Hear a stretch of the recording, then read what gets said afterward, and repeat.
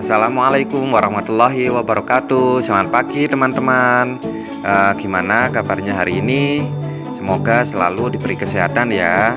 Oke, kali ini teman-teman kita akan membahas tentang sistem pembayaran. Tetap bersama saya Khodim Fadli. Nah, sebelum mulai, mari kita biasakan untuk selalu berdoa dulu ya. Oke, bismillahirrahmanirrahim. Oke teman-teman, sudah siap? Teman-teman, pembayaran merupakan salah satu aktivitas penting dalam setiap transaksi dalam kegiatan ekonomi.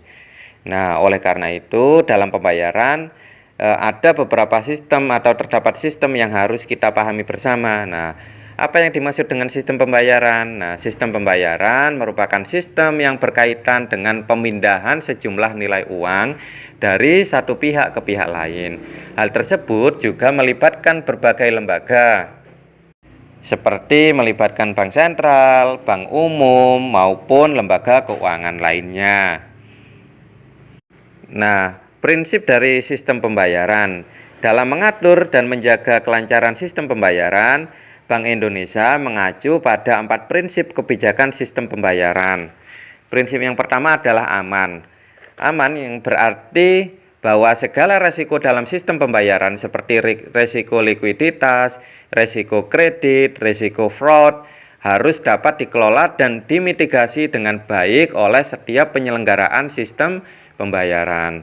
Kemudian prinsip yang berikutnya adalah efisiensi, yang menekankan bahwa penyelenggaraan sistem pembayaran harus dapat digunakan secara luas sehingga biaya yang ditanggung masyarakat akan lebih murah karena meningkatnya skala ekonomi. Kemudian prinsip sistem pembayaran yang berikutnya adalah kesetaraan akses, yang mengandung arti bahwa Bank Indonesia tidak menginginkan adanya praktik monopoli pada penyelenggaraan suatu sistem yang dapat menghambat pemain lain untuk masuk. Kemudian prinsip sistem pembayaran yang berikutnya adalah bahwa kewajiban seluruh penyelenggara sistem pembayaran untuk memperhatikan aspek-aspek perlindungan konsumen.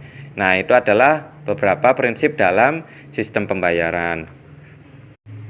Kemudian komponen-komponen yang membentuk sistem pembayaran di sini yang pertama adalah regulator. Regulator berwenang mengatur aturan main, ketentuan dan kebijakan yang mengikat seluruh komponen sistem pembayaran.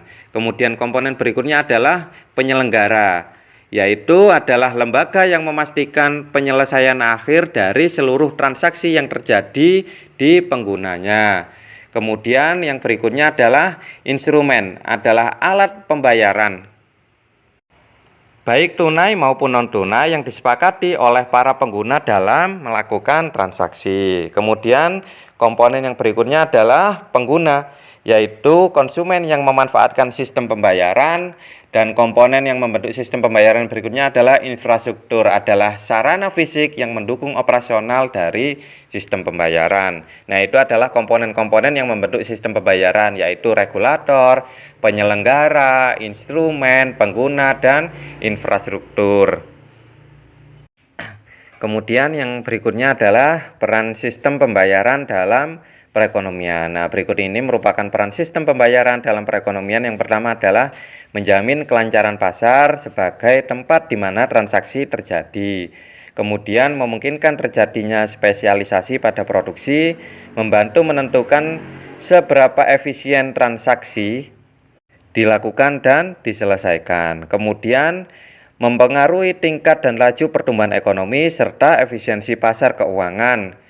Kemudian elemen penting dalam infrastruktur keuangan untuk mendukung terciptanya stabilitas sistem keuangan. Nah, peran sistem pembayaran dalam perekonomian yang berikutnya adalah sebagai channel utama transmisi kebijakan moneter untuk mendukung kebijakan pengendalian moneter yang lebih efektif dan efisien.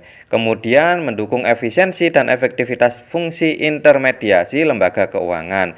Kemudian yang berikutnya adalah mendorong mobilitas aliran dana secara lebih cepat melalui layanan sistem pembayaran yang lebih beragam. Nah, itu adalah di antara dari peran sistem pembayaran dalam perekonomian.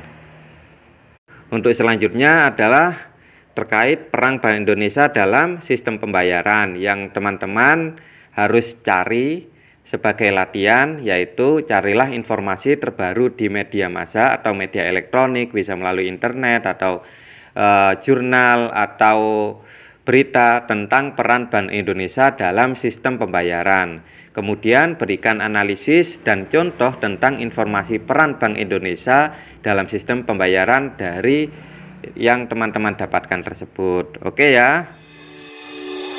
Semangat dan selalu giat. Terima kasih, mudah-mudahan yang sedikit ini bisa bermanfaat.